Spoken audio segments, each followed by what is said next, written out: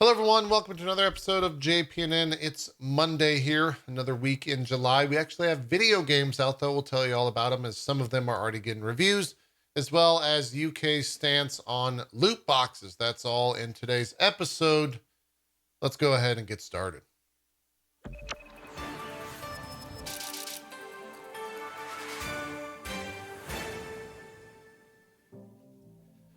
It seems the UK will not be following Spain and the Netherlands, as well as Belgium's example, to control and regulate or ban loot boxes in video games.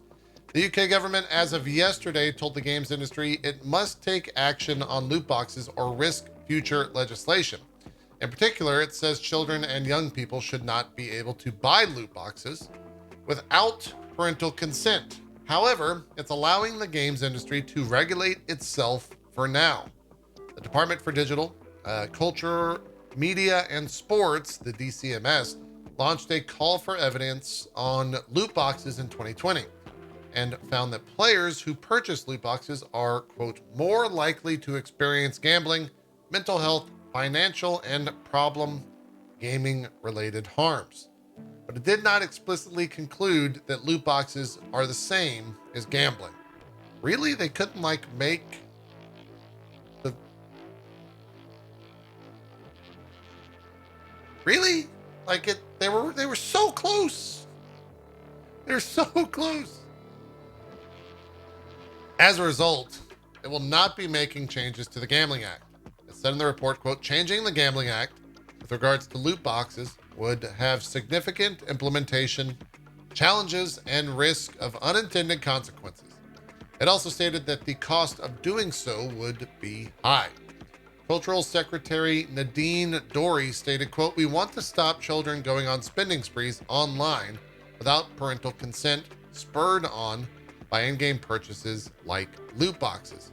Game companies and platforms need to do more to ensure that controls and age restrictions are applied so that players are protected from the risk of gambling harms. Children should be free to enjoy gaming safely, whilst giving parents and guardians the peace of mind they need. Game companies and platforms need to do more. Wait. Oh, wait. No, we just read... Yervin, you pasted the same thing twice. Thank you for that. But yeah, I'm just waiting for this thing to scroll. That's all crazy to me. They were that close. And so it's up to the game industry to regulate. Are they going to do that? No, they need to make money. What do you mean? There's no need for them to regulate. Come on now. Come on. Microsoft's ongoing acquisition of Activision Blizzard could be approved by the Federal Trade Commission as soon as next month. The FTC asked Microsoft and Activision Blizzard for additional information in March as it continued to review their proposed acquisition deal, which Microsoft has now provided to the FTC. As the FTC's guidance on the process points out, both companies have to provide the required information before the 30-day countdown can begin. Quote, typically, once both companies have substantially complied with the second request, the agency has an additional 30 days to review materials and take action if necessary, it says. Once the FTC has received the information from both companies, there are three potential outcomes. The FTC could either, 1, close the investigation and let the merger proceed unchallenged. 2, negotiate with the companies to add some agreed rules that will make sure the market stays competitive. Or 3, seek to stop the deal by filing for a preliminary injunction in federal court. I think we all know which one it's going to be. That's numero uno. Maybe 2, but I doubt it. I don't. Is it a monopoly? Not from my point of view. Are we going to eventually turn into a situation where one company owns everything in the gaming industry? Yeah, probably. But, we'll deal with that when we get there. Or maybe we should deal with it now. From one acquisition talk to another, PlayStation is ramping up its investment with the acquisition of a technology platform, Repeat.gg, as part of its esports expansion. Repeat.gg, not Repot. Repeat.gg I hate the .gg domains. But the website itself hosts leaderboard tournaments that are designed to make esports more accessible. It tracks how players are performing in games, allowing them to participate in competitions without having to be online at the same time. The company has hosted over 100,000 tournaments with more than 2.3 million participants. We've got a quote. It says, "At PlayStation, our vision for esports has always been about breaking down barriers for gamers to compete at all levels. Together with the talented Repeat.gg team, we're excited to explore more ways for players to engage in competitive gaming and expand the breadth of our esports offerings. This is just the start of our journey. We look forward to sharing more updates with the community in the future." End quote. That was all from Stephen Roberts, the Vice President of Global Competitive Gaming at Sony Interactive Entertainment. Repeat.gg CEO Aaron Fletcher added in, quote, "Repeat.gg, God, I hate saying that, was designed to enable new tournament formats that are easy to enter and scalable to millions of players. We're thrilled to join the PlayStation team and work together to enhance the variety of tournaments experiences gamers can enjoy, regardless of their skill level." The company stated that it will continue to feature games on platforms outside of PlayStation, including mobile, PC, and other consoles. Cool. I've never heard of that website before, but apparently a lot of people have. So another interesting get for PlayStation as it continues to push into the world of esports. Jerry Hook, who is one of the architects of the original Xbox, has announced that he is teaming up with NetEase to open a new studio called Jar of Sparks.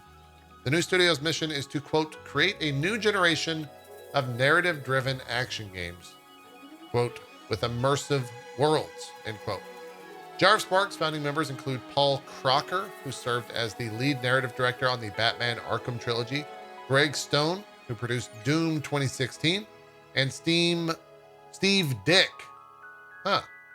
D-Y-C-K, an interesting last name. He worked on SSX, NBA Street, and the Halo series. Interesting. See what comes out of them. And I would probably guess about a year or two, maybe.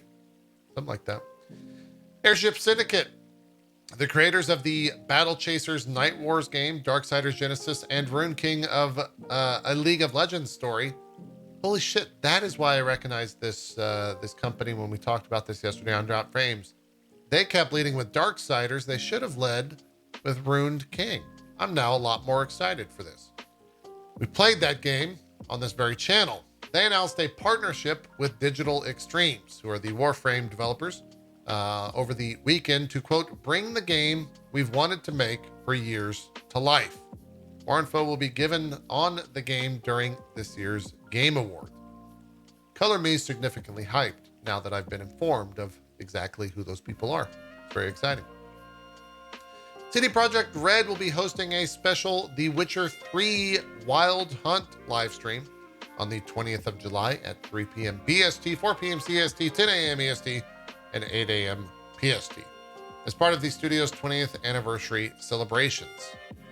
Wonder if they'll talk about anything on the new Witcher right there. That seems kind of weird. Suppose we'll see. Sucker Punch on July 15th shared a new Ghost of Tsushima status as it has announced the game has sold 9.73 million copies. What? You didn't want to wait for 10 million? Was it like the 1-year anniversary of the game? What? That was... Congratulations on 9.73. Fucking obscure ass number right there. Maybe they got jealous of Capcom just continuing to sell millions. We talked about it earlier. Stray is one of the new games coming out this week. We got some early review scores. The Guardian gives it a 5 out of 5. BG247 a 5 out of 5. EGM a 4 out of 5. The Sixth Access 9 out of 10. GameSpot as well 9 out of 10. IGN 8 out of 10. Game Informer out of 10. Kind of Funny a 3 out of 5. And Push Square an 8 out of 10. Currently with 39 critics. Metacritic has it an 84. And OpenCritic at an 83 with 52 critics of their own. Seems to be reviewing okay. We watched a couple video reviews of it earlier. Looks to be, you play a cat, you solve some puzzles, some light puzzles, I should say. and it's about 5 to 8 hours long from all of the commentary that we saw about it. $20, or if you have PS Plus, you already got it for free, I believe. We got some games coming to Xbox Game Pass on July 19th. Watch Dogs 2 As Dusk Falls in Ashes of the Singularity Escalation. On July 21st, MotoGP, as well as Torment, Tides of Numenera. And then on the 29th, Inside is added. The Steam top sellers for the week ending on July the 17th. Steam Deck, still number one. I'm kind of thinking about ordering one. I don't know. Does anyone in the comments have one? Do you like it? Let me know. Raft takes the number 2 spot. Stray, people are clamoring for brand new games. That's at number 3. Elden Ring still sitting pretty in the top 5. That's at 4. And Ready or Not, the continuation of kind of the SWAT series, I guess, in general. Not necessarily a SWAT game, but that's number 5, Ready or Not. A little bit of random news here to round out the broadcast. Following a report on the 15th last week about Fall Guys auto buys situations, it was a bug problem that existed. Players were being denied refunds. All that stuff happened. Fall Guys issued a official response via Twitter stating, quote, "We heard your feedback on accidental purchases and we're sorry. To make it right, we're improving the store design to prevent this. All refund requests for cosmetics from 21st of June 2022 will be honored until we improve the store, and we're giving everyone Grandis." For those not aware what that is, Grandis is Fall Guys skin. Cool. Glad they made that right. We got a new report from Business Insider over in Poland. They're painting a grim picture for CD Projekt. The company's value has dropped by over 75% after the launch of Cyberpunk 2077. A business that was once worth over 40 billion Polish zloty, which is around 8.5 billion USD, is now worth less than 10 billion. Less than 2 billion USD. Wow, that's a lot. That's a lot.